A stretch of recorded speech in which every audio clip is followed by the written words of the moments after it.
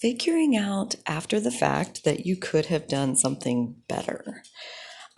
This is something that happens quite frequently to me, where I feel like if you have any degree of self-reflection, you're gonna be really frequently finding things that you could have done better. And in the moment of realizing that fact, that's what I want to talk about, is like that moment in time, the exact second in time where you realize that I should have done it like that. And it would have been so easy and so accessible. It wasn't like, oh, well, I couldn't afford to do it like that or anything like that. I'm talking like it was fully within your choice and you could have chose the other one, but you didn't. And I should have chose that one. I should have did it that way.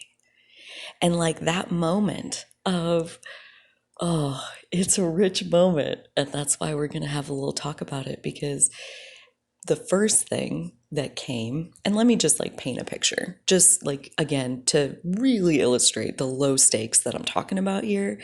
And I think the lower the stakes of as far as like wrapping our minds around this concept, the more you're going to be able to see how this happens like all day, every day. And this is one of those things that can really lead to a lot of self-criticism and like beating yourself up. And the realization that I had on this experience, like it feels like I'm going to be beating myself up less going forward. And I'm very excited about that. And I'm very excited about this new way of seeing this kind of experience. So I want to share. So, okay. So the experience itself, like the bare bones, what happened.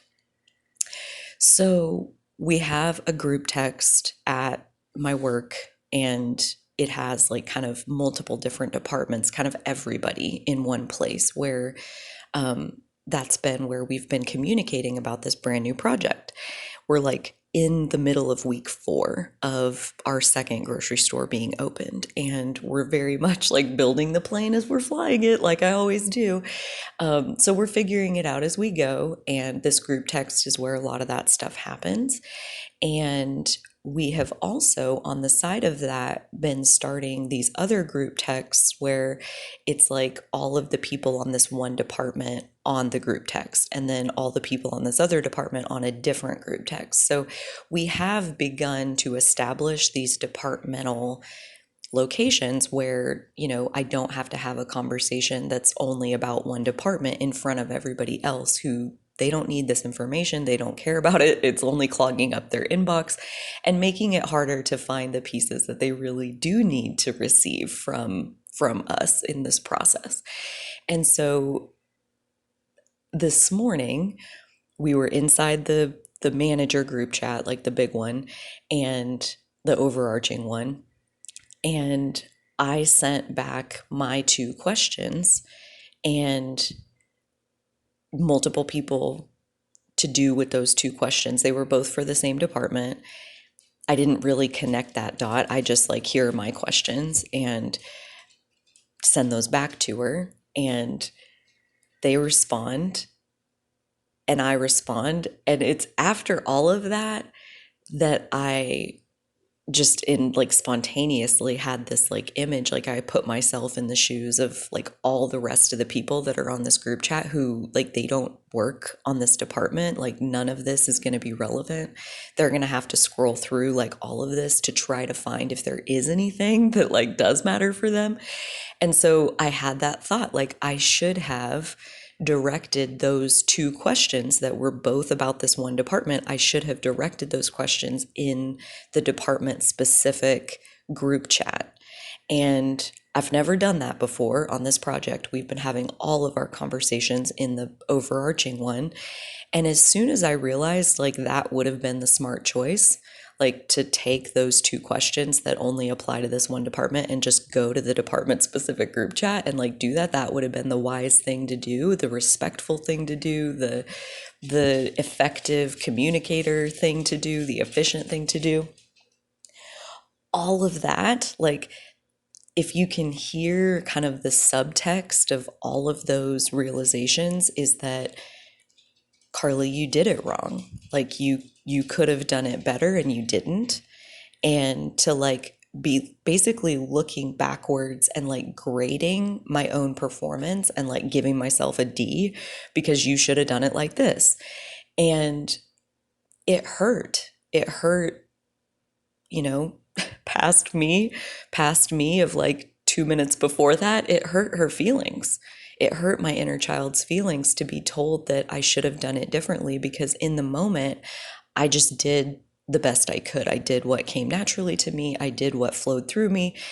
I went with it. And after the fact, I realized I should have done it like this. That would really be the smart thing.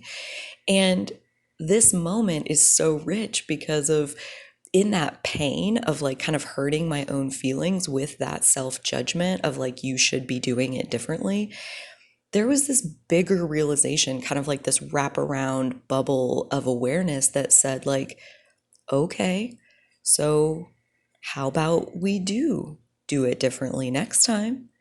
How about we allow this moment, instead of criticizing my past self, let's look at this as launching an intention for my future self. That like this gap that I'm noticing between how I've been handling it and an even better way to handle it, those kinds of changes are never going to be able to be retroactive. Never. We're never going to be able to go back in time to our past selves and do it differently. And so that initial reaction I had of like getting my feelings hurt by this direction of like, you should have done it differently, by my like 2 minutes later self, I'm like, yeah, you know more now.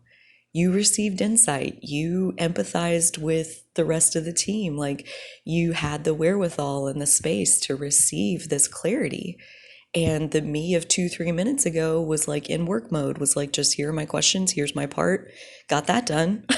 Like, okay, she did her best. And the you of like the person who got to have the realization, like you being in your peaceful state, how cool that you can see a way that we can be doing it better. And next time, I absolutely will. I fully intend to create these more efficient communication channels where we do begin to use the department specific group chats instead of just this one big one where everybody's having to sludge through like so much talk that has nothing to do with them. So yeah, it's like I don't have to be down on my past self for doing it wrong to have an idea of how I could do it better going forward or next time.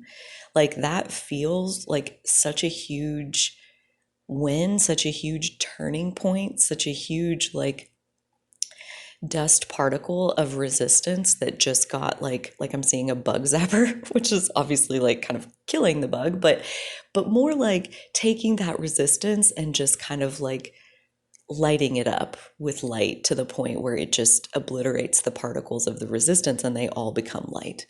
And now I'm very, very, very curious, mostly curious to see next time I have this awareness that, oh, I should have done it like this.